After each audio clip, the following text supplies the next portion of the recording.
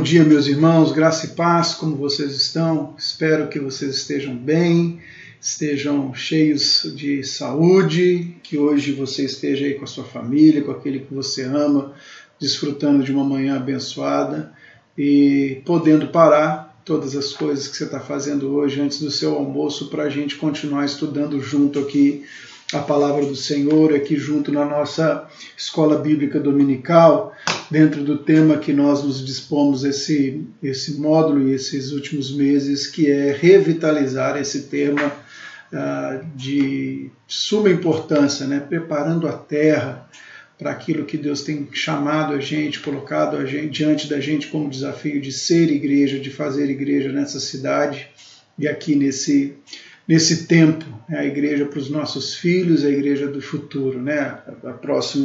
A próxima geração, que tipo de igreja vamos deixar para eles. Então nós temos refletido nisso nesses últimos meses, estamos chegando praticamente ao final, se eu não me engano, próximo domingo, no máximo dia 20 nós encerramos os nossos módulos de escola dominical por esse ano e tem sido uma caminhada interessante. Eu te aconselho a dar uma voltadinha nos estudos, dar uma olhada para você se inteirar do que a gente está falando, porque essa é a nossa visão para o próximo ano, é por onde nós vamos começar a caminhar e dirigir a igreja para que essas marcas e isso que a gente está aprendendo seja relevante no nosso meio. A literatura que nós temos usado para esse módulo basicamente é essa, 9 marcas de uma igreja saudável, do Ministério 9 Marcas, do pastor Mark Dever, e a gente tem sido muito abençoado usando esse material. Vamos orar então para a gente dar início à nossa aula e que Deus nos abençoe nessa manhã. Obrigado, Jesus, porque o Senhor é bom em todo o tempo, porque podemos colocar o nosso coração diante do Senhor e descansar que o Senhor tem cuidado de nós. Obrigado, Senhor, porque o Senhor vai nos dar graça, tem nos dado graça. Senhor, esse ano passou, um ano diferente, um ano difícil, mas o Senhor foi conosco, o Senhor nos deu graça, o Senhor nos sustentou até aqui. Só podemos dizer Ebenezer, até aqui nos sustenta, nos guarda o Senhor, e o Senhor é conosco. Nos abençoe nessa manhã, no decorrer dessa aula, que o Senhor seja glorificado, que o Senhor seja exaltado em Cristo Jesus. Amém e amém. Meus queridos, nós entramos então na nossa fase final. Nós vamos falar hoje praticamente da última marca, que é essa que está na tua tela, a liderança bíblica na igreja. Então nós falamos já praticamente de 9 marcas. Essa é a 9ª marca que nós vamos comentar. Só para você lembrar, nós falamos que a primeira marca, nós começamos com o nosso módulo nos questionando sobre o que é ser uma igreja saudável. Nós falamos que a igreja saudável ela tem algumas marcas que a caracterizam, ela tem algumas práticas que são incorporadas na cultura da igreja que as caracterizam. A primeira delas nós falamos de pregação expositiva. Depois nós dizemos que a outra marca é a teologia bíblica. Há um entendimento também bíblico e correto do Evangelho. O entendimento bíblico de membresia foi a nossa 4ª marca. A nossa 5ª marca foi a disciplina bíblica na igreja. Nós abordamos por 2 domingos esse tema. Depois nós tivemos a 6ª marca, interesse pelo crescimento e pelo discipulado. A 7ª marca, interesse pelo crescimento e pelo discipulado. E hoje nós chegamos na 8ª marca, interesse pelo crescimento e discipulado. E hoje nós chegamos na nossa última marca, que é a liderança bíblica na igreja.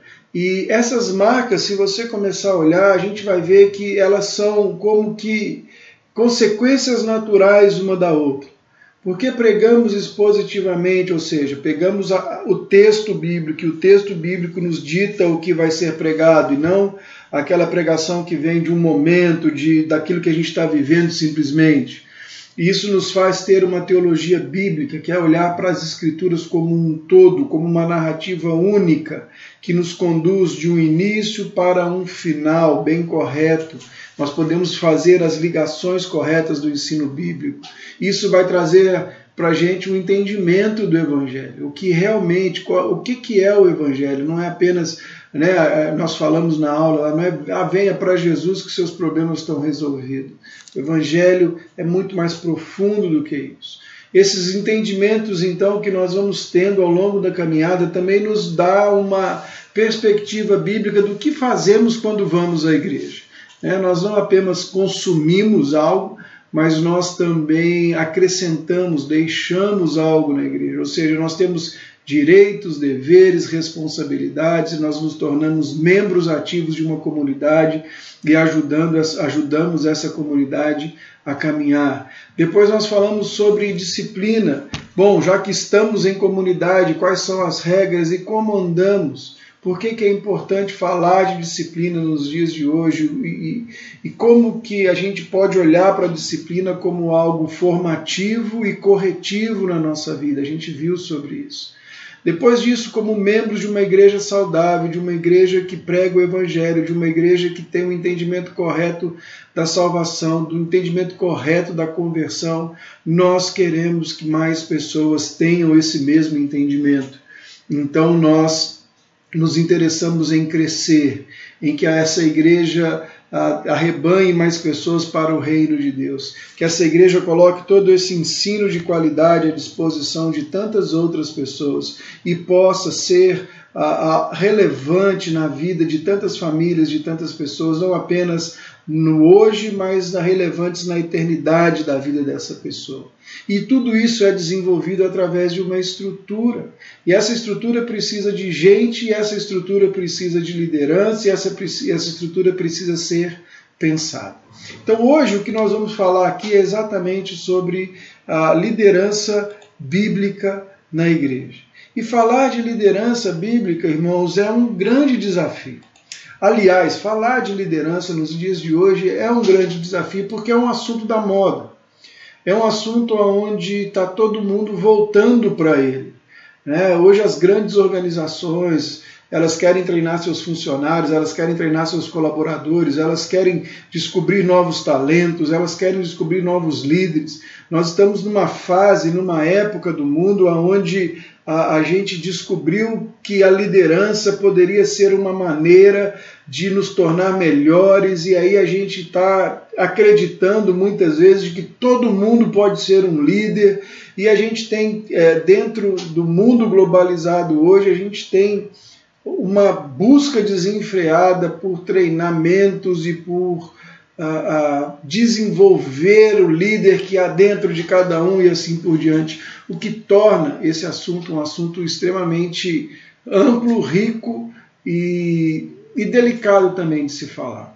Talvez se eu te perguntar aí quem que é um líder bem-sucedido que vem à tua mente, quem que é o líder que você gostaria de se espelhar ou que você se espelha, talvez você vai me dizer aí que é o Bill Gates ou que é o Steve Jobs, que foi o líder da década passada praticamente, foi o homem que mais inovou nos últimos tempos, ou talvez você vai ter admiração por outros líderes. Por exemplo, eu tenho aprendido muito sobre a vida de Winston Churchill, que liderou a Inglaterra praticamente no final da Primeira Guerra e durante toda a Segunda Guerra, em várias crises. Eu acho ele uma figura extremamente interessante, uma figura extremamente desafiadora, um excelente orador, um homem que conseguiu entender todos os processos da sua vida.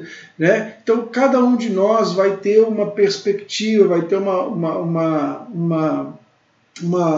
olhar sobre liderança, e mais do que isso, cada um de nós tem expectativas sobre liderança. Nós temos expectativas sobre como as lideranças deveriam agir conosco, nós temos expectativa de que o líder seja alguém impecável, alguém perfeito. Nós construímos uma ideia de liderança na nossa mente, e essa ideia de liderança na nossa mente, ela caminha conosco na nossa cosmovisão em todo o tempo, na nossa vida.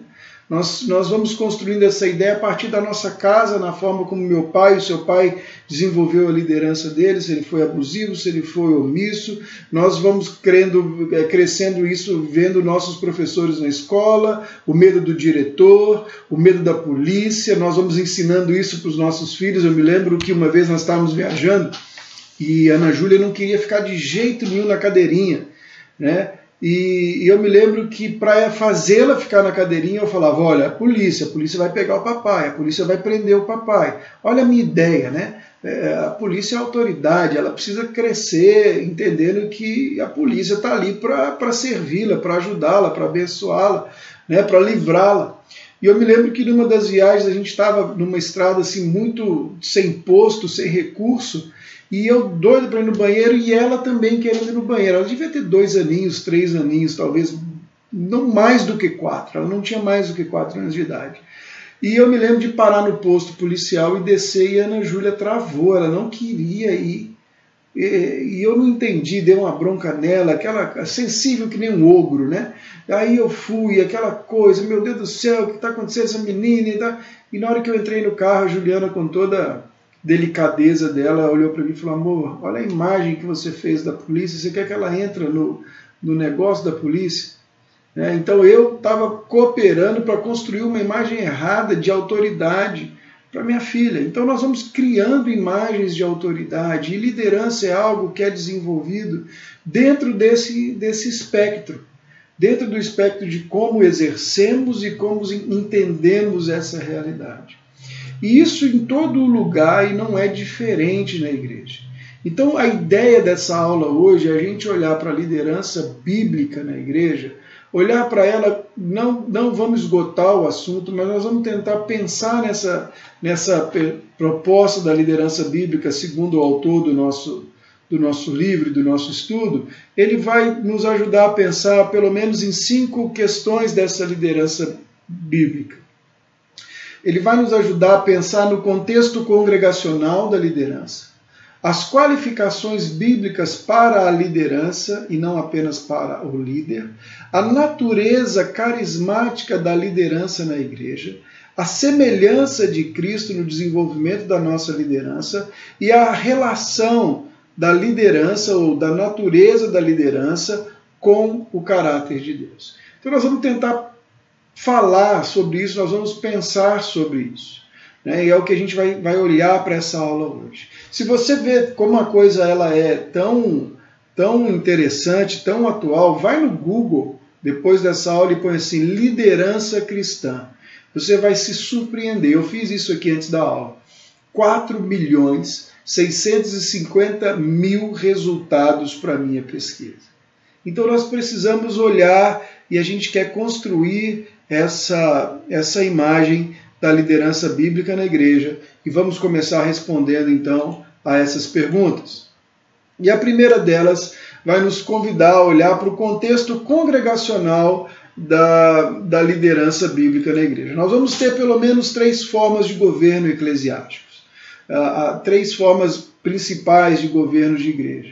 O primeiro deles é a forma episcopal, que é aquela primeira que você está vendo ali, que é aquela que é desenvolvida nas igrejas metodistas, nas igrejas anglicanas e também na igreja católica. É também chamada de monarquia católica, né? A forma episcopal. O que é o governo episcopal? Ele é o governo feito por um bispo, por uma pessoa que é eleita, e a partir do momento que essa pessoa é eleita, ela tem o poder de governar a igreja e de forma bem independente. Na Igreja Católica a gente vê que o Papa, ele tem esse papel de bispo supremo, né? E você pensando aí nas igrejas metodistas mesmo, elas têm os bispos que são responsáveis por regiões da igreja. E para você ter um entendimento do poder do bispo, ele vai chegar numa igreja, ele pode chegar numa igreja e resolver mudar o pastor daquela igreja para um outro lugar, mesmo que a igreja não queira. Mesmo que a igreja esteja contente, satisfeita com o pastor, mas quando o bispo olha para o campo de trabalho dele e ele pode dizer que o perfil daquele pastor se encaixa melhor naquele outro lugar e o perfil de um outro pastor se encaixa melhor nessa igreja, ele vem e faz essas mudanças. Então o primeiro sistema de governo é o sistema episcopal. Nós não vamos também, a ideia não é esgotar tudo isso aqui. O segundo dele é o sistema presbiteriano. O que é o sistema presbiteriano? Ele é mais parecido com um parlamentarismo. O pastor da igreja, ele está ali, ele preside algo que chama-se conselho, né? Mas, no entanto, quem conduz efetivamente a vida da igreja são esses presbíteros que são eleitos ali. Então, tempos em tempos tem eleição, tem chapa, fazem as eleições, aquela coisa toda normal, elege-se o presbítero, e agora, a partir de agora, esse conselho, ele acaba sendo responsável pela vida da igreja. No sistema parlamentar, ou no sistema presbiteriano, por exemplo, o conselho ele praticamente dirige a igreja, e a assembleia assim, é no último caso, né? Praticamente a igreja referenda tudo que o conselho decide. Então, se o conselho ele quer trocar o pastor, em determinado momento lá, eles chamam o pastor, conversam e dizem: olha, você vai ficar por 4 anos, no final desses 4 anos o conselho reúne e diz: olha, nós não queremos mais, nós vamos abrir agora a postura aí para outro pastor, nós vamos abrir uma seleção, vamos convidar alguém, e a gente agradece por você, e bola para frente, amém, aleluia, e o pastor ali que vá atrás aí dá seus pulos para procurar outra igreja também. E tem o nosso sistema, o sistema batista, que é o sistema congregacional, que basicamente dos 3 ele é o mais democrático. Todas as decisões então são tomadas em assembleia, e a igreja ela é convidada a opinar sobre tudo.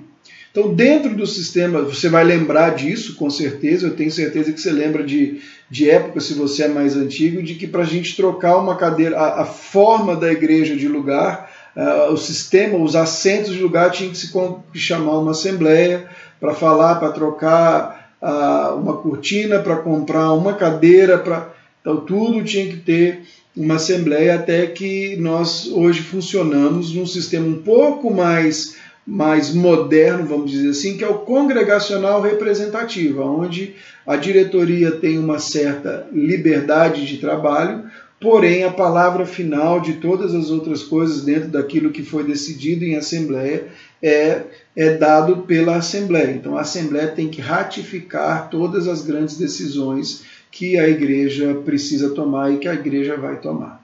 Quais são os prós e contras desses sistemas, meus irmãos? Por exemplo, quando a gente olha para o sistema do episcopado, ele é bem ágil, porque está para uma pessoa decidir. Porém, a gente acaba dando poder demais para uma pessoa só decidir.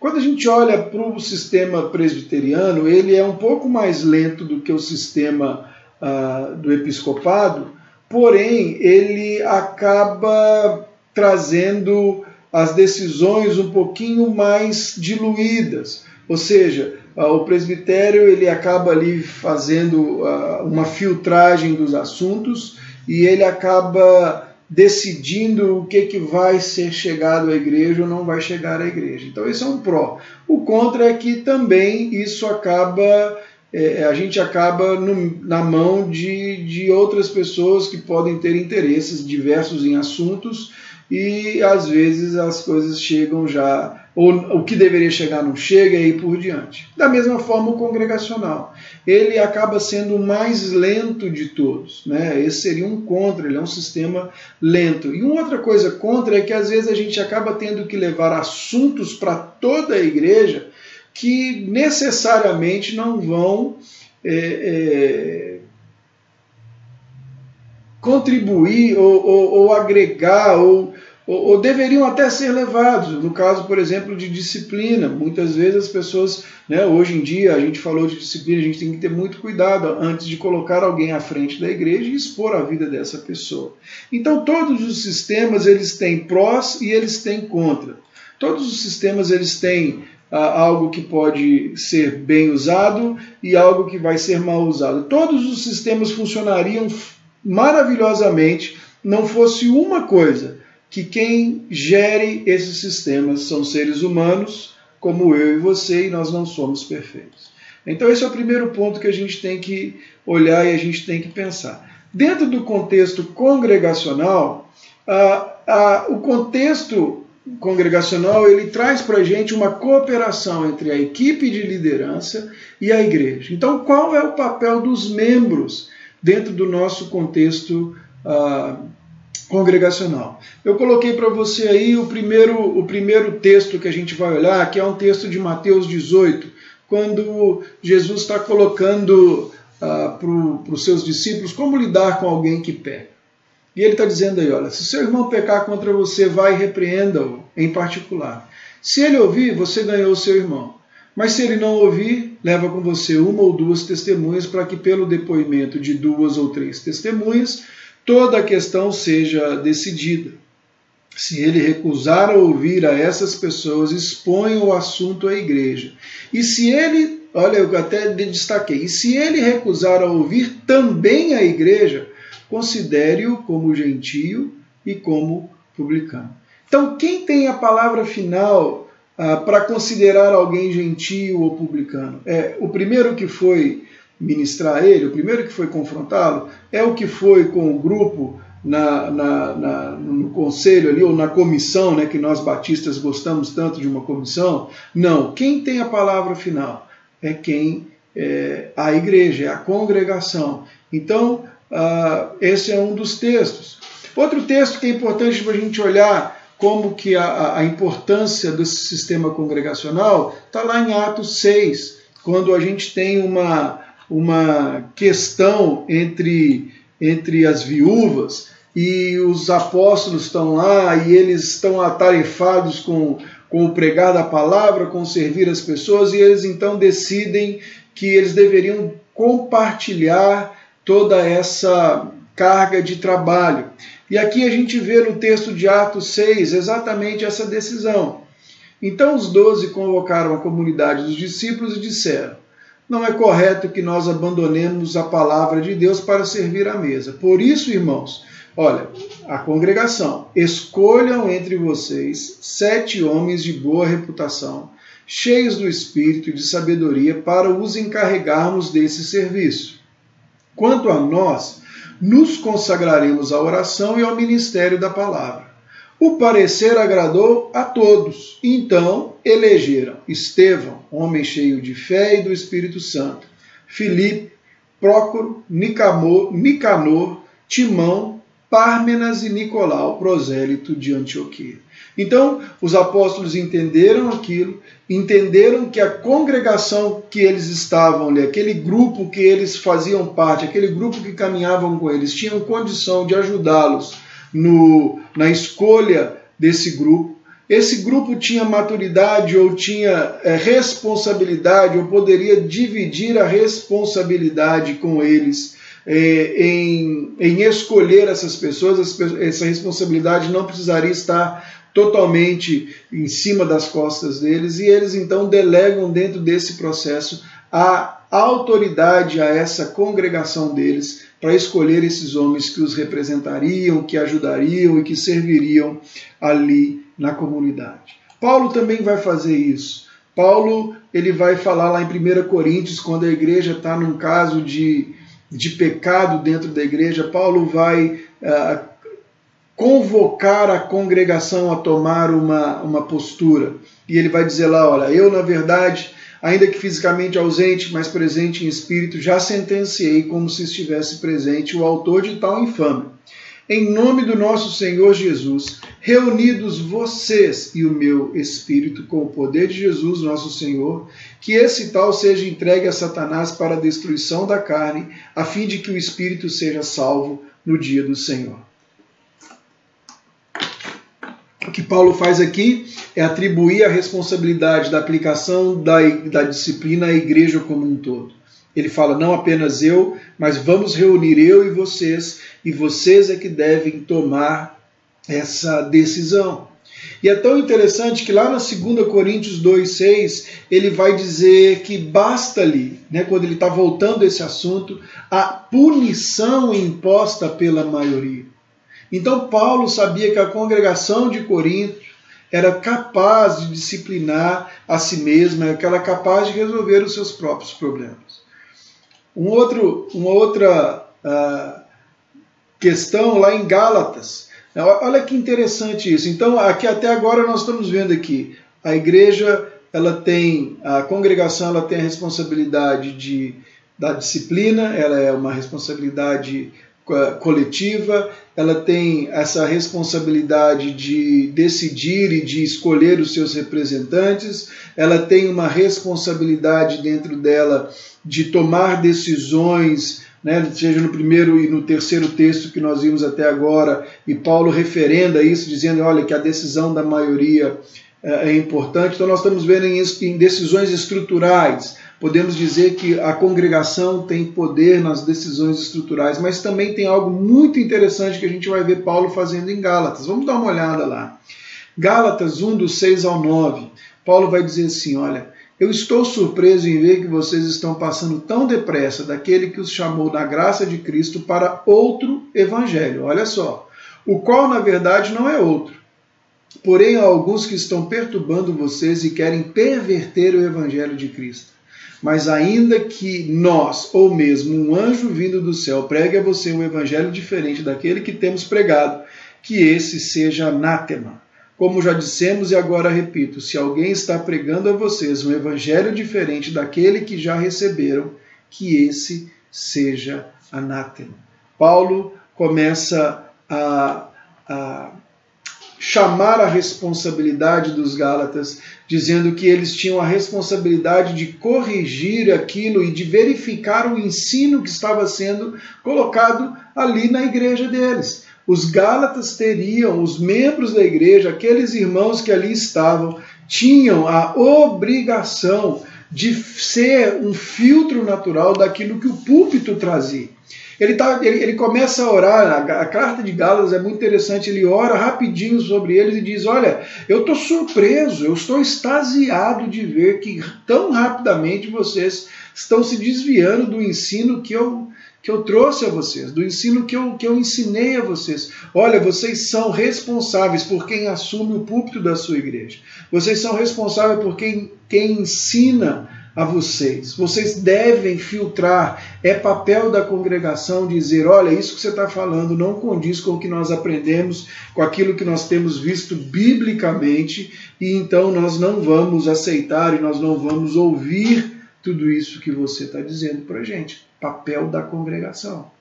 Em 2 Timóteo é muito interessante que Paulo vai dizer para Timóteo assim, olha, tem falsos mestres aí no meio, mas o problema não são só os falsos mestres. Ele vai dizer lá em 2 Timóteo 4:3, ele vai dizer que algumas pessoas da congregação estavam se cercando de mestres segundo as suas próprias cobiças.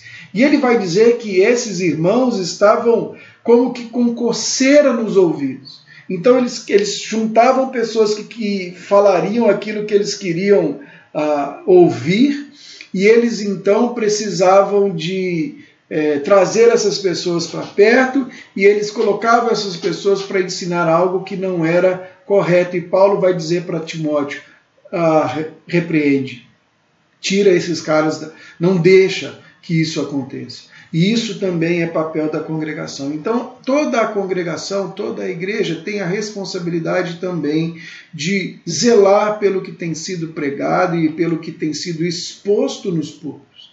Isso vai exigir de que a igreja e que cada um de nós conheça o Evangelho.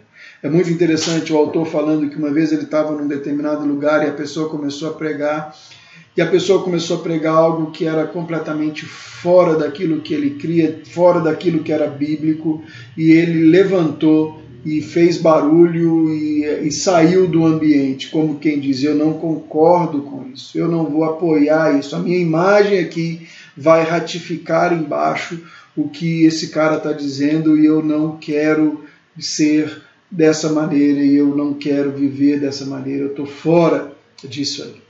Então, como que a gente trabalha todo esse ponto, né? Aqui eu quero trazer para você essa ideia. A liderança, líderes, pessoas, elas não são infalíveis. Muito menos elas são inquestionáveis. Mas nós temos essa tendência de esperar que os líderes beirem a perfeição. A liderança num contexto congregacional, ela é desenvolvida em cima desses dois pilares. O primeiro deles é o pilar da autoridade. Nós precisamos entender a autoridade de forma bíblica, nós precisamos olhar para a autoridade com esses olhos da humanidade daquele que está ali desenvolvendo e exercitando a sua autoridade, e nós precisamos também ter em nós essa disposição de confiar. Sem esses dois pilares de autoridade e de confiança, um sistema de liderança, a liderança dentro da igreja ou dentro de qualquer organização, ela fica comprometida. Nós precisamos pensar pelo menos em 3 pilares. A gente já vai voltar para ler Hebreus aqui, mas a gente precisa pensar em pelo menos 3 pilares de verificação dessa ideia de autoridade e confiança. A primeira delas, toda pessoa investida de liderança, ela precisa ter autoridade naquilo que ela foi investida para fazer. Então, se você é o líder, eu costumo brincar com isso, né? Você é o líder das vassouras na igreja, você tem autoridade para decidir sobre a compra das vassouras, quando que é o horário de trocar as vassouras, como que você vai armazenar as vassouras, que tipo de maneira que essas vassouras vão ser usadas, por quanto tempo, qual marca você vai comprar. Você tem autoridade para isso. A segunda coisa, você tem autonomia para fazer esse trabalho. Então você pode desenvolver o seu trabalho com as vassouras da maneira que você quer, da maneira que você deseja, da forma como você acha que é mais sábio de armazenar essa vassoura. Você vai criar treinamento na igreja sobre como armazenar uma vassoura, sobre como limpar direitinho o pelo da vassoura de pelo, ou as cerdas da vassoura de cerdas, ou qual vassoura usar em que determinado sentido, piaçar. Vocês estão entendendo o que eu estou dizendo? Você tem autonomia para isso. Mas o terceiro pilar de verificação da liderança é responsabilidade. Autonomia e autoridade sem responsabilidade, ela torna a gente manco.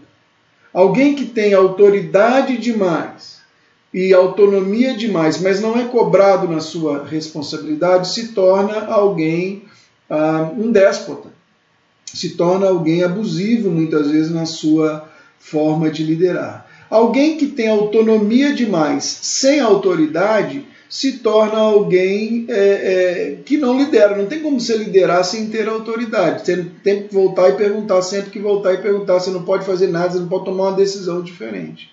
Né? E alguém que tem autoridade, autonomia, mas não gosta de ser cobrado, isso tem algum problema.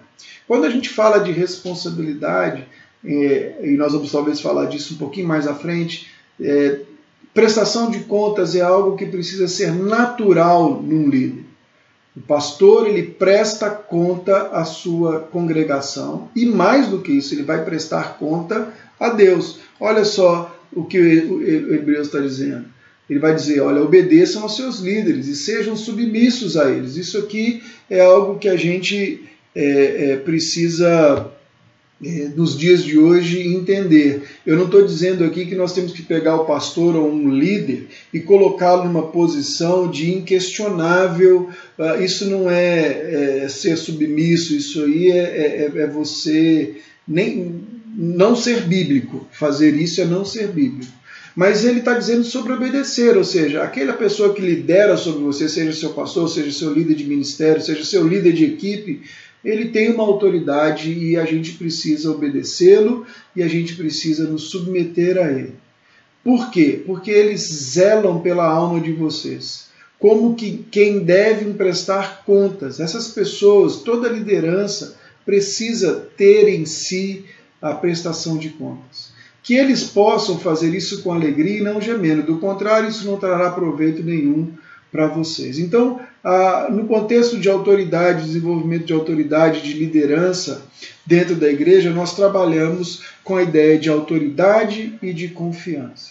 A congregação, ela tem a palavra final no sistema congregacional, mas ela também escolhe seus líderes e coloca nas costas dos seus líderes autoridade, autonomia e espera deles responsabilidade. Eles prestam contas. Um líder ministerial dentro da igreja é diferente de um líder de setor dentro de uma empresa. Dentro de uma empresa, nós prestamos contas por um trabalho feito. Né? Por algo, eu preciso pegar esse livro daqui e colocar esse livro ali. E se eu não fiz, eu vou lá, eu presto contas e eu crio formas e aquela coisa toda.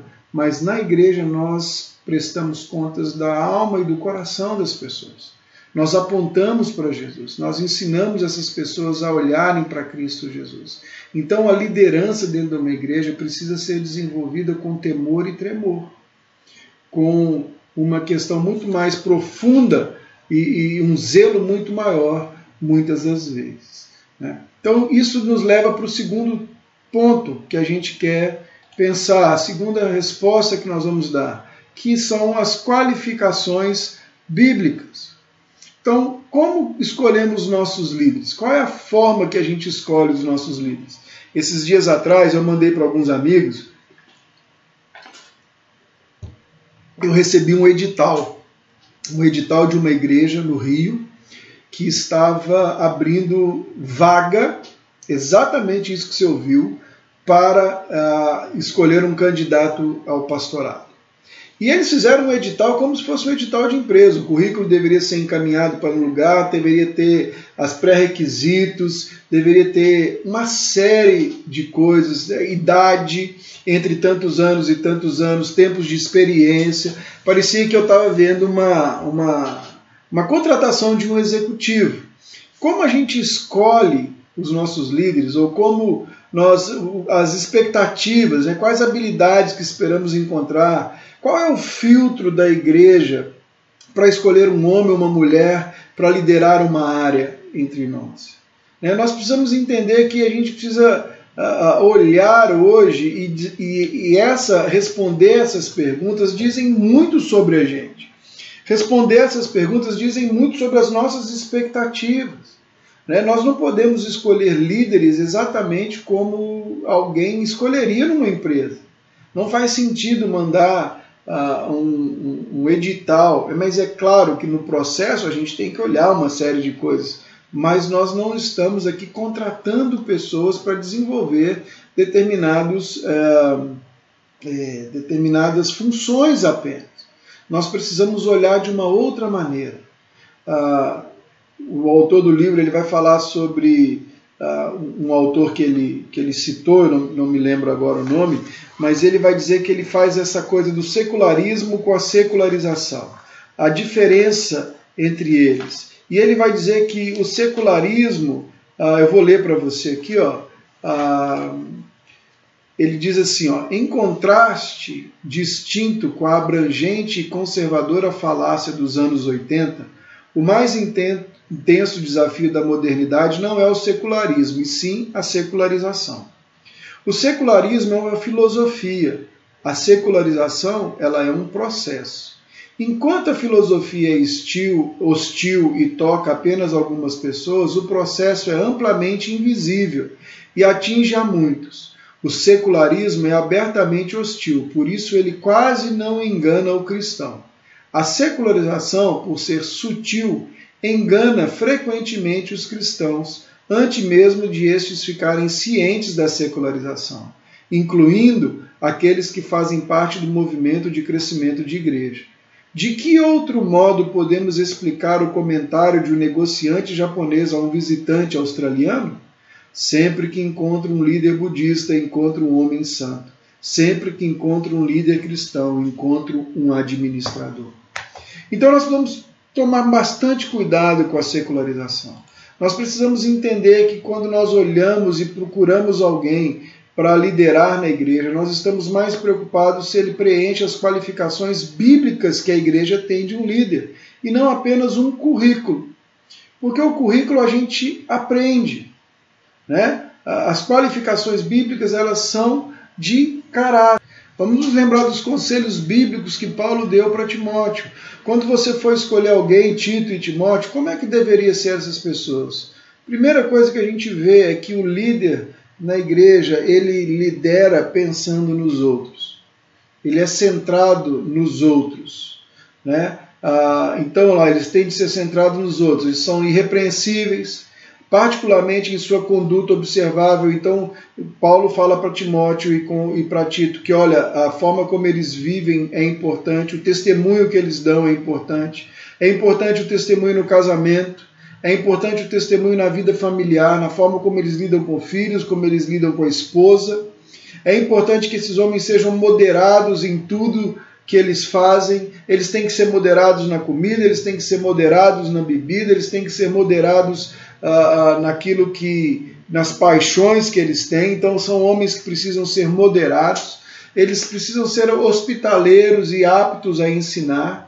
São homens que precisam ter o prazer de receber outros em casa. São homens que precisam ter o prazer de sentar com uma pessoa e de ensinar, e de falar, e de corrigir, e de exortar, e de conduzir. Eles têm que ser pessoas, olha só que interessante isso aqui, eles têm que ser inimigos de contendas. Eles não têm que ser gente da treta.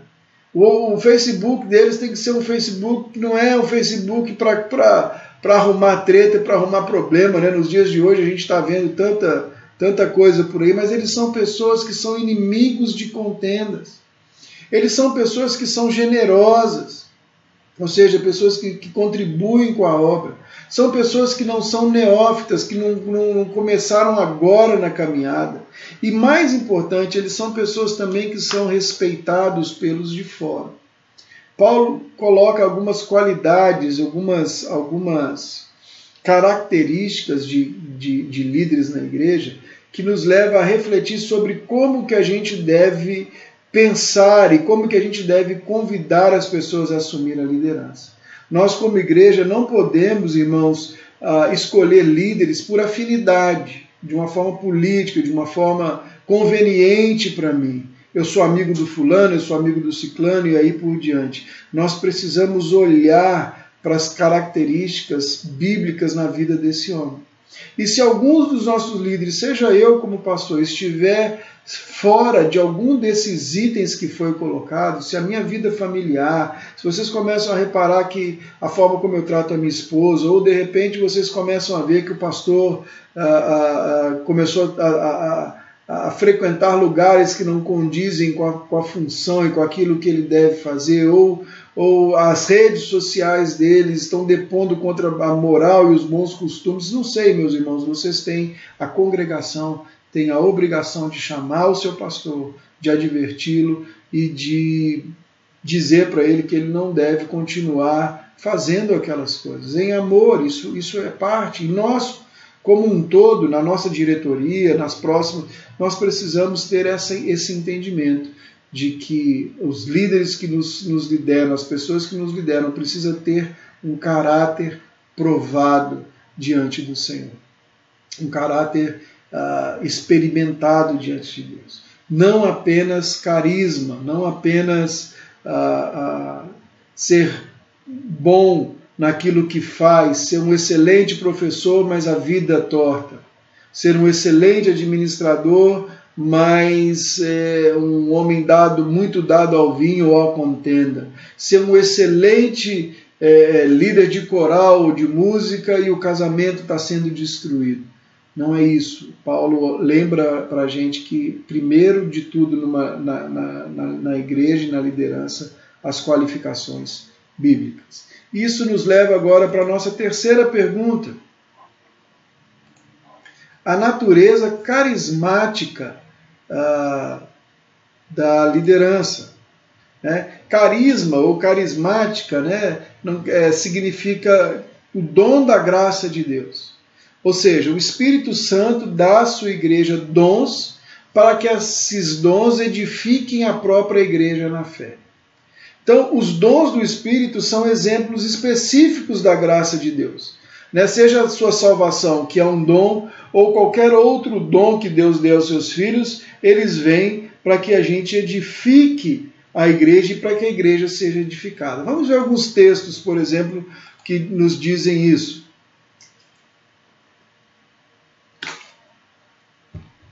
Ao escrever a Romanos, capítulo 12, do 6 ao 8, Paulo vai dizer: temos diferentes dons, todos eles segundo a graça que nos foi dada. Se é profecia, seja segundo a proporção da fé. Se é ministério, dediquemo-nos ao ministério. O que ensina, dedique-se ao ensino. O que exorta, faça-o com contribuição, com dedicação. O que contribui, com generosidade. O que preside, com zelo. O que exerce misericórdia, com alegria.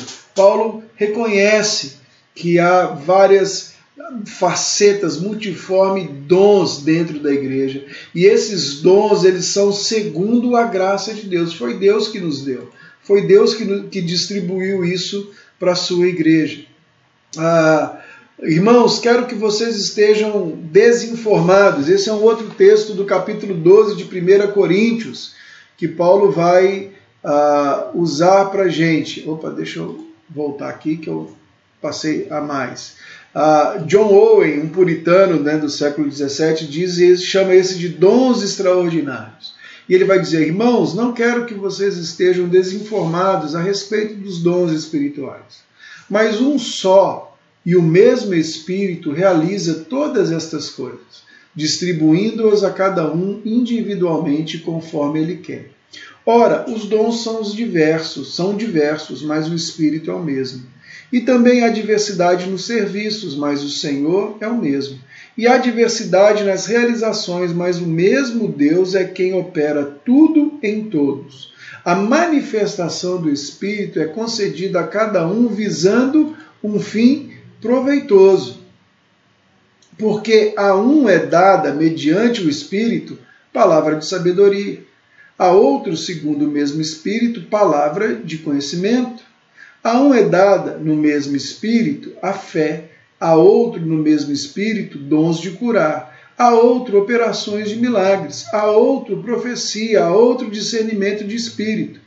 A um é dada variedade de línguas e a outro capacidade de interpretá-las. Mas um só e o mesmo Espírito realiza todas estas coisas, distribuindo-os a cada um individualmente, conforme ele quer.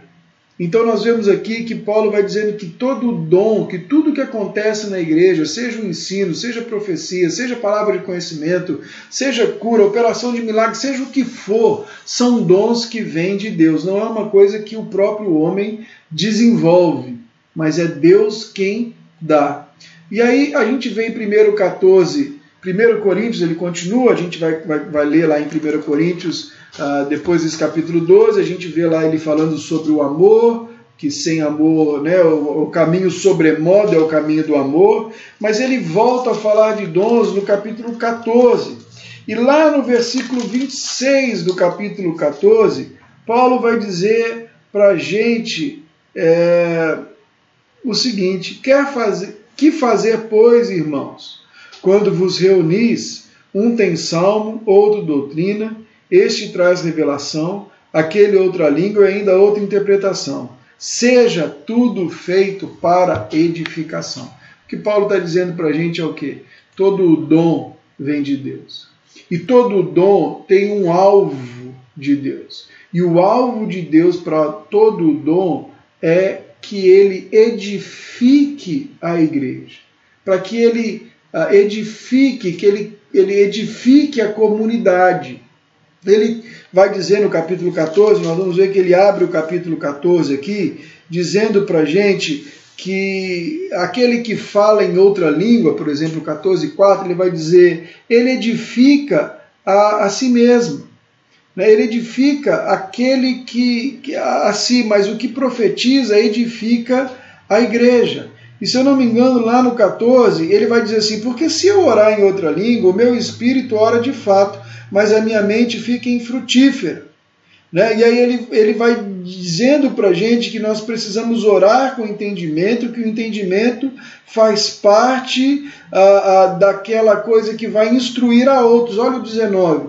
Contudo, prefiro falar na igreja 5 palavras com meu entendimento para instruir a outros a falar 10.000 palavras em outra língua. O que Paulo está dizendo é que os nossos dons, os dons que nos foram distribuídos por Deus, precisam ser colocados à disposição da comunidade, para que essa comunidade ela seja edificada, ela cresça no conhecimento de Deus. Então isso significa que temos que valorizar os dons que edificam a igreja. E a edificação da igreja deve ser uma parte constante da nossa vida cristã. Não apenas no sentido organizacional, mas no sentido de edificar uns aos outros. Então nós temos que pegar os dons que Deus nos deu e usá-lo para que a igreja seja edificada como um todo. Para que a igreja aprenda mais sobre o caráter de Deus. para que o caráter de Deus seja glorificado, seja edificado, seja louvado em nosso meio. É isso que nós precisamos, construir uma comunidade em que as pessoas aprendam a amar uns aos outros, a cuidar uns dos outros com os dons que Deus deu a cada um de nós. Então a natureza carismática da igreja, como diz o Mark Dever, significa que o Espírito Santo de Deus age em nós de tal maneira que nos amaremos e nos interessaremos uns pelos outros. Levantar-se e dirigir louvores é um dom da graça de Deus para alguns. Ir e ler as Escrituras para enfermos nos hospitais é um dom da graça para outros. É um dom da graça passar momentos em reuniões da igreja. Ensinar é um dom da graça. Telefonar ao seu pastor e dizer que está orando por ele é um dom da graça. Mark Dever vai dizendo para a gente que o dom da graça de Deus em edificar uma comunidade, comunidades são edificadas com o dom da graça de Deus. Sempre que a igreja está agindo pelo poder do Espírito Santo em benefício da edificação do corpo, ali os dons estão presentes. Em uma igreja, a liderança é exercida em um contexto congregacional pactual, especialmente capacitada por Deus. Essa é a natureza carismática da liderança da igreja. Então, uma igreja, a liderança da igreja, ela deve ser desenvolvida também tendo em vista o uso dos dons que Deus nos deu para o servir da comunidade. Em outras palavras, meus irmãos, nós devemos procurar os dons que nos ajudem a edificar a comunidade. Nós devemos colocar em prática os dons que fazem a comunidade ser edificada. Nós devemos nos esmeirar naquilo que Deus nos chamou para viver e para ser, de forma que quando termine um serviço, quando termine um culto, as pessoas saiam dali edificadas, para que quando você vá para sua casa durante a semana, você continue orando, intercedendo, se importando com outras pessoas,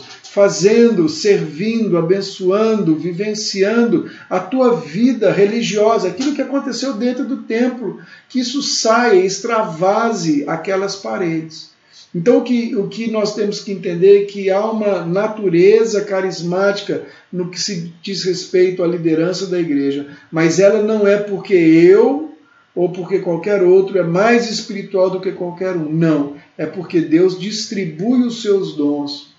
E a igreja, se a gente fosse olhar, em Efésios capítulo 4, nós vamos ver que Deus deu dons para a edificação da igreja. 4,13 vai dizer, a fim de que todos cheguemos a conhecimento provado de Deus. Todos juntos cheguemos. Então, a natureza bíblica. E agora nós vamos para a nossa penúltima pergunta ou proposta que o Mark Dever traz para a gente no livro. Ele vai falar sobre a semelhança da liderança da igreja com a liderança de Cristo. E aqui ele vai falar sobre 4 aspectos da liderança de Cristo.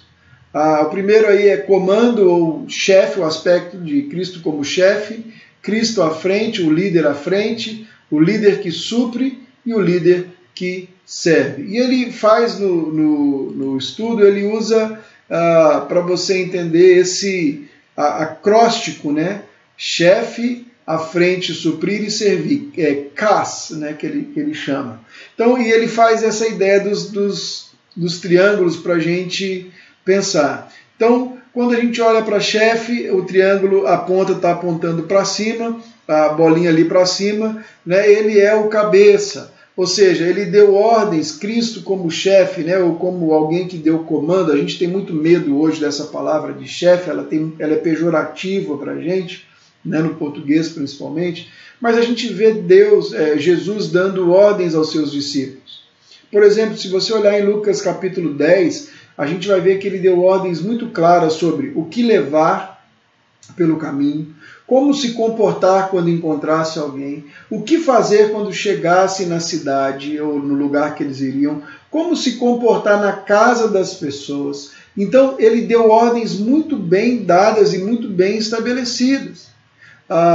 quando ele está indo embora, né, lá em Mateus está registrando a ascensão de Jesus, ele vai dizer, né, ide por todo mundo, pregai o evangelho, daí ele vai falar assim, olha, ensinando-os as pessoas que vocês fizeram, os discípulos, né, e que vocês batizaram, ensinando-os a guardar todas as coisas que tenho ordenado a vocês. Eis que estou convosco todos os dias, até a consumação do tempo. Então, algumas vezes líderes vão ter que tomar decisões, líderes vão ter que dar direção, líder vai ter que muitas vezes mandar, mesmo que a gente não goste de receber ordens, muitas vezes nós vamos ter que seguir o comando de alguém.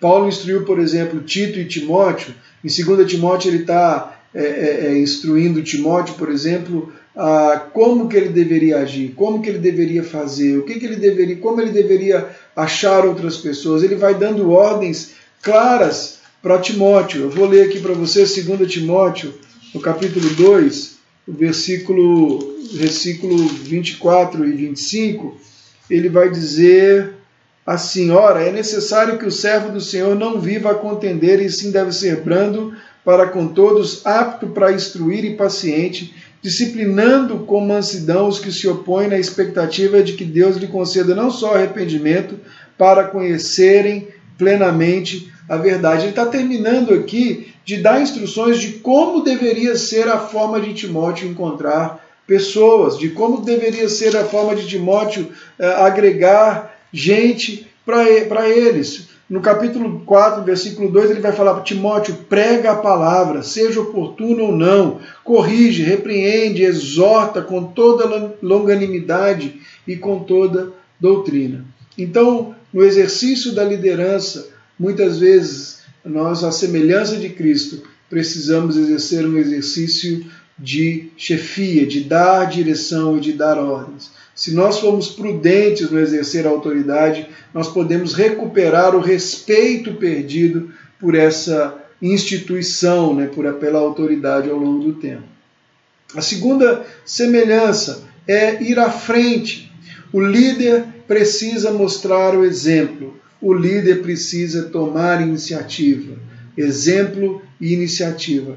Liderança é igual a iniciativa. Sem iniciativa, a pessoa não é líder. Nós não podemos colocar pessoas em liderança que tenham dificuldade de assumir responsabilidades e de serem proativos, de serem pessoas que veem necessidades e se colocam à disposição de liderar. E mais do que isso, a liderança pelo exemplo.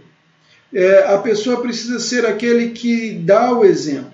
É o fazer primeiro e depois ensinar. A gente vê isso em Jesus. Jesus fez isso com seus discípulos. Ele fez, depois ele ensinou, depois ele mandou. No próprio Lucas 70 a gente vai ver isso acontecer. A gente vê que Jesus, Lucas 70, não, desculpa, o envio dos 70 em Lucas 10, a gente vê que Jesus chama-os depois, senta com eles e faz um briefing. Como foi? O que aconteceu? Olha, fiquem felizes, não porque vocês tiveram manifestações sobrenaturais, mas fiquem felizes porque o nome de vocês está no livro da vida. Jesus ajusta as prioridades deles, mas eles viram Jesus fazendo, eles viram Jesus ensinando, e nós precisamos entender isso, que bons líderes são pessoas que fazem, que dão exemplo, que vão à frente, que tomam iniciativa, que estão junto dos seus liderados em tudo que eles fazem.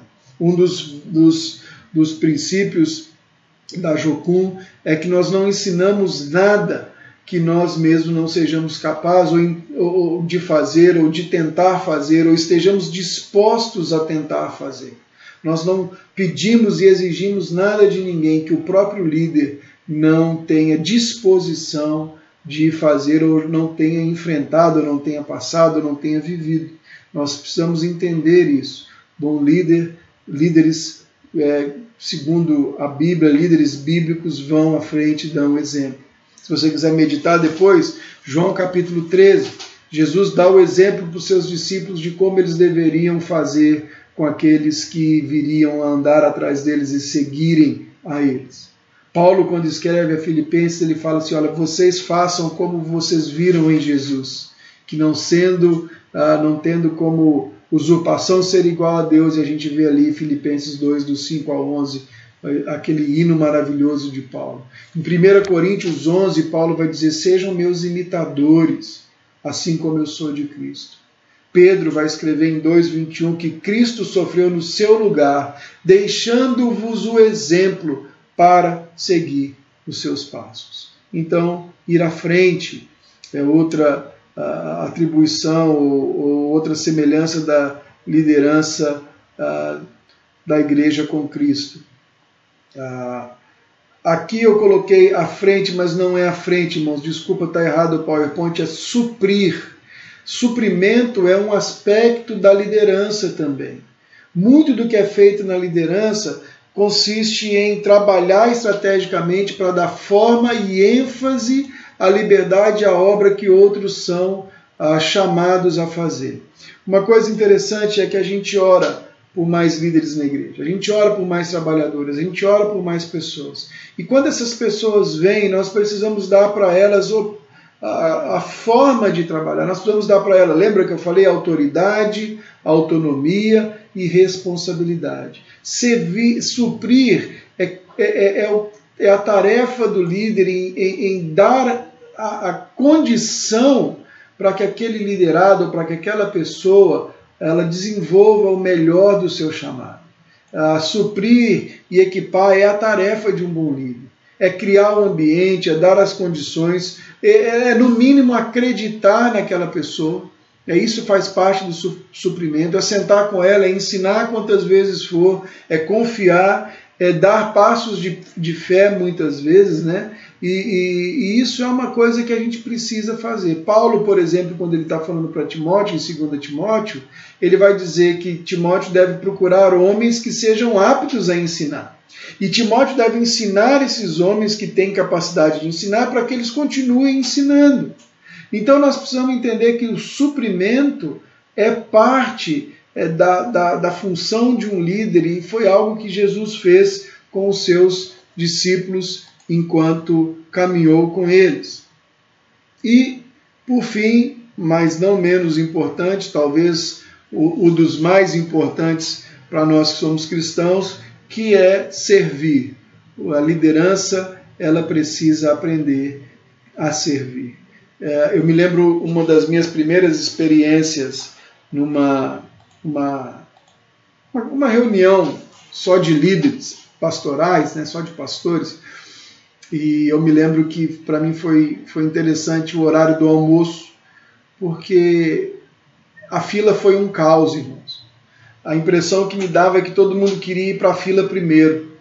E isso me falou muito sobre como deveria ser o contexto dessa galera, de que cada um tinha uma desculpa, um que tinha filho, outro que tinha não sei o que, outro que era velho, outro que era isso, e virou aquela bagunça. Eu me sentei do lado de um outro pastor, amigo, e nós ficamos conversando, eu e o pastor Josimar ficamos conversando, batendo papo, até a gente ver que a fila tinha ido embora, ou estava terminando. Então, a semelhança da liderança com Cristo, o nosso papel como líderes é um papel de servir. E talvez essa seja uma das características mais marcantes da liderança cristã. Veja que aqui o triângulo está com a base para baixo, a bolinha está lá embaixo. Cristo nos serviu de todas as maneiras. Ele nos serviu de forma sacrificial, e assim deve ser o nosso serviço. Nós precisamos também, como líderes, servir de forma abnegada. Servir sem esperar receber nada em troca. Paulo vai chamar os coríntios e vai dizer: olha, no Senhor o seu trabalho não é vão. Às vezes, nós como líderes precisamos aprender e nos lembrar a dar ênfase, a ajudar as pessoas a celebrar o trabalho das pessoas, mas muitas das vezes a gente vai ter que entender que às vezes você vai fazer coisas que ninguém vai ver. Na liderança nós passamos mais tempo fazendo coisas que as pessoas não veem do que sendo louvado por aquilo que fazemos. E se nós entendemos que o que fazemos porque Deus nos capacitou e nos habilitou, nós entendemos que fazemos para o Senhor. Então essas 4 características da liderança precisam estar muito claras para nós quando colocamos líderes sobre a nossa vida, nossa igreja e sobre aquilo que fazemos. Às vezes o líder vai precisar ser chefe, às vezes sempre ele vai precisar estar à frente, ele vai ser essa pessoa que vai estar constantemente suprindo os seus, e mais do que isso, ele é alguém que serve seus liderados, né? Então, chegando ao final, a gente vai falar sobre a relação da liderança da igreja com a natureza e o caráter de Deus. Nós vivemos hoje, irmãos, uma crise de confiança, né, em geral. A capacidade de confiar é um componente essencial do reflexo da imagem de Deus e do agir nos relacionamentos dessa vida, nos quais essa imagem se manifesta e se expressa. Nós esperamos que as pessoas nos deem bons motivos para confiar nelas. Nós esperamos que os nossos líderes nos deem bons motivos para que a gente confie neles. E muitas das vezes nós temos naturalmente um pé atrás com as pessoas. Mas aqui o autor nos lembra que a capacidade de confiar é algo da imagem de Deus que há em você. Deus confiou em nós, mesmo sabendo de todas as nossas imperfeições, e Ele continuamente continua confiando e nos equipando. O Mark Dever vai dizer aqui, autoridade e liderança não são assuntos indiferentes para nós que somos cristãos, são assuntos de grande interesse porque são parte da imagem de Deus que temos de refletir em nossa vida. E aí ele nos convida para ler Efésios no capítulo 3, do 14 ao 21, ele vai nos chamar a atenção para esse ponto. É a oração dele pelos crentes de Efésios. Ele vai dizer: por esta causa me ponho de joelhos diante do Pai, de quem toma o nome toda a família, tanto no céu como sobre a terra, para que, segundo a riqueza de sua glória, vos conceda que sejais fortalecidos em poder mediante o seu Espírito no homem interior. E assim habite Cristo no seu coração pela fé, estando arraigados e alicerçados em amor, a fim de poder compreender com todos os santos qual a largura, comprimento, altura e profundidade, conhecer o amor de Cristo que excede todo o entendimento, para que sejais tomados de toda a plenitude de Deus. Ora, aquele que é poderoso para fazer infinitamente mais do que pedimos e pensamos, conforme o seu poder que opera em nós. A ele seja a glória na igreja e em Cristo Jesus para todas as gerações, todo o sempre. Amém. Autoridade e liderança não são assuntos que são indiferentes para nós. Elas refletem quando nós exercemos a nossa autoridade, quando nós exercemos liderança, nós estamos também espelhando mais do caráter de Deus. Uma comunidade que exerce com temor a sua liderança, que escolhe com temor a sua liderança, que zela pela sua liderança, e mais do que isso, que reflete o caráter de Deus enquanto caminha no exercício da sua liderança, mostra muito sobre a natureza do caráter de Deus dentro da sua própria comunidade.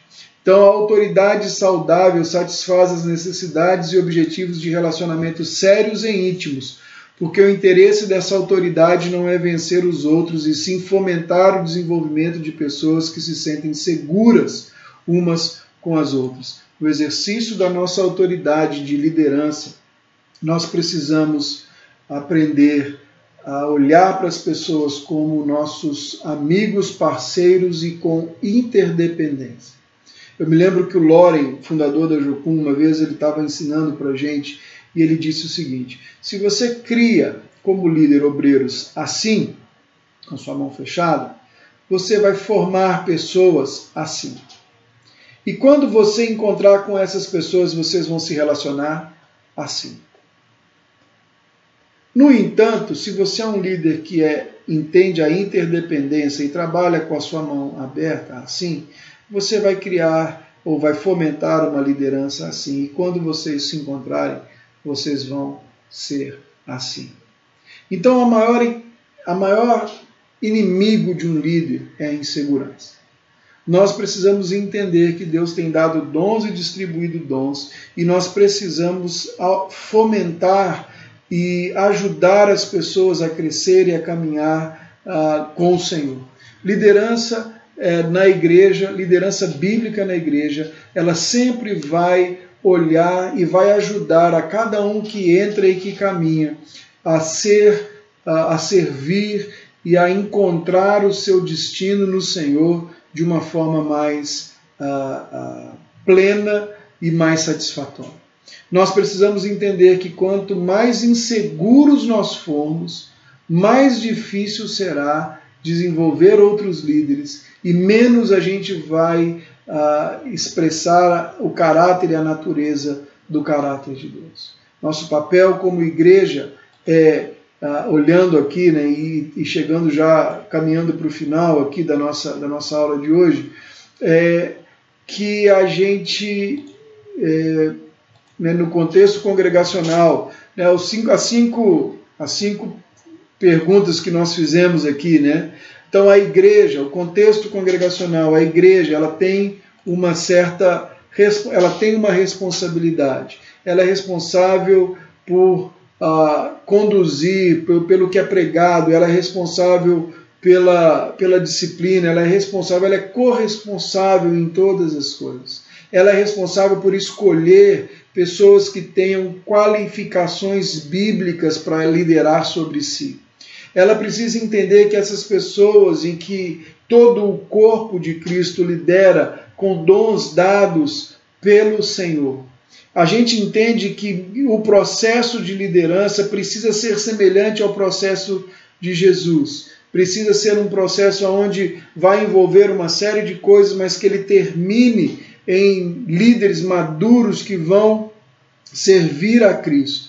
E essa liderança, a nossa relação com essa liderança, precisa expressar o caráter de Deus. E aqui eu quero terminar com essa pergunta. Nós queremos, quando falamos de liderança, nós queremos perfeição ou maturidade? Paulo vai dizer que ele ensina as pessoas e ele quer apresentar as pessoas maduras em Cristo Jesus. Quando nós olhamos para o contexto de liderança bíblica da igreja, nós precisamos entender que esse é o nosso papel enquanto liderança, quando ocuparmos um processo de liderança. Nós precisamos nos tornar maduros, porque líderes maduros não envergonham o nome de Jesus, líderes maduros não dão mau testemunho, né? Líderes maduros ajudam a propagar o caráter de Deus, líderes maduros eles verificam, eles zelam pelo evangelho genuíno, pela pregação do evangelho. Líderes maduros investem na vida de outras pessoas e gastam tempo desenvolvendo outros líderes, né? Líderes maduros são confiantes de que foi Deus que os colocou ali. Líderes maduros sabem que eles servem ao Senhor e que o dom que Deus deu para eles é para equipar outros líderes. E por fim, meus irmãos, líderes maduros se preocupam no dia que eles não vão estar presentes. Eles se preocupam em equipar as pessoas para que o dia que eles não estiverem presentes, essas pessoas façam bem melhor do que eles. Eu me lembro que uma das coisas que ficou muito marcada para mim é quando eu ouvi lá atrás que o meu sucesso como líder iria ser verificado na vida do meu sucessor. Líderes precisam entender que Deus nos levanta para um determinado momento, para uma determinada tarefa. O início da nossa liderança é no Senhor, o final da nossa liderança é no Senhor. Fazemos porque Ele nos chamou e fazemos para glorificar o Seu nome. Mas nós precisamos entender que nessa caminhada a gente tem que correr riscos e querer correr riscos de trazer outras pessoas e preparar outras pessoas e nos alegrar em ver o nosso sucessor indo mais longe do que cada um de nós.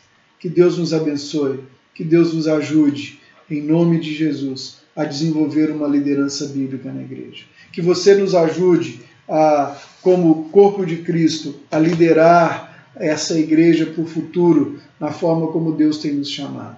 Que você ore para que Deus levante novos líderes, para que Deus agregue pessoas, para que Deus traga pessoas com dons diferentes daqueles que nós temos, para que edifiquem o corpo e para que esse corpo reflita mais e mais a importância do Senhor. Eu sou muito grato aos líderes que Deus tem colocado nessa igreja, as pessoas que têm desenvolvido trabalho e ministério. Sou muito grato ao Senhor pelo amor, pelo zelo, pela dedicação de cada uma dessas pessoas. E eu oro para que Deus, em cada dia, levante mais e mais pessoas, te capacite, meu irmão, você que já tem feito algum trabalho de liderança, a continuar fazendo com zelo, a se esmerar para que o nome de Jesus seja multiplicado e seja desenvolvido, e que Deus nos ajude a trazer mais e mais pessoas que amem ao Senhor, que amem pessoas e que desenvolvam uma liderança madura em nosso meio. Que Deus te abençoe. Nos vemos às 19 horas hoje. Vamos orar? Obrigado, Jesus, por essa aula. Obrigado porque o Senhor é bom. Obrigado porque o Senhor confia em nós. Obrigado porque o Senhor deu dons a nós. Obrigado porque o Senhor nos congregou como igreja. Distribuiu dons, nos deu autoridade, nos deu responsabilidade, nos deu uma certa condição de caminhar. E obrigado, Senhor, porque nós podemos olhar para o Senhor e ver no Senhor o exemplo máximo de liderança. Nos ajude a sermos maduros na nossa caminhada como líderes e liderados. E mais do que isso, Senhor, nos ajude a abrir espaço à mesa para que outros venham com dons que nós ainda não temos e somem e nos ajudem a edificar uma igreja que ama e que teme ao Senhor. Obrigado por cada um que hoje faz parte da equipe de liderança da igreja. Retribui a eles, Deus, a cada um. Deus, que eles sintam-se aliviados, sintam-se, Senhor, amparados pelo Senhor, que eles possam olhar para esse ano tão atípico e ver que o Senhor os sustentou, mas mais do que isso, Senhor, que o Senhor retribua toda a gratidão que há no meu coração por cada um deles, pela forma como cada um deles se dedicou. E Deus chegou no final desse ano na certeza de que somos um corpo e que o Senhor tem nos edificado. Obrigado por cada um que de alguma maneira contribuiu para isso. Em nome de Jesus. Amém. Que Deus te abençoe, que o Senhor te guarde, que Ele resplandeça o rosto sobre você e que o Senhor te dê paz. Até às 19, meu querido. Deus te abençoe.